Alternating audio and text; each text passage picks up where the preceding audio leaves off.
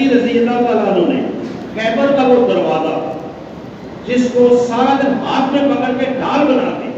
جنگ کی تھی، 70 آدمی بعد میں اٹھا کے اس کو اپنی جگہ کھڑا کر سکتے تھے؟ کیا یہ کما نہیں سکتے تھے؟ یہ 4 ڈور نہیں نکال سکتے تھے؟ اور پھر ان کے بارے میں حضرت علی نے جب یہ بات سنی نا حضور صلی اللہ علیہ وسلم سے، جس میں فاطمہ کو تکلیف تھی رضی اللہ عنہ، اس نے مجھے تکلیف دی، یہ جگر کا ٹکڑا ہے، حضرت علی نے ان کی زندگی میں پوری شادی دی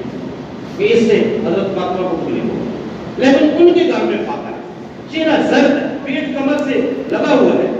اور دودھ چھاتیوں سے خشک ہے، دونوں بچے بھوک پیاس کی وجہ سے ہو گئے، اور آپ صلی اللہ علیہ وسلم گھر تشریف لے کے گئے کہ بیٹا کیا بات ہے، کئی دنوں سے بیماری میں ڈیرے ڈال دیا، آپ نے دونوں بچوں کو بار بار اٹھایا، زبان مبار منہ میں ڈالی، وہ چوس کر پیٹ بھر گیا، کھیلنے لگا، آپ نے نہیں باندھا علی بات نے، آپ امت کو محنت سکھا رہے ہیں، ایک کام سکھا رہے ہیں،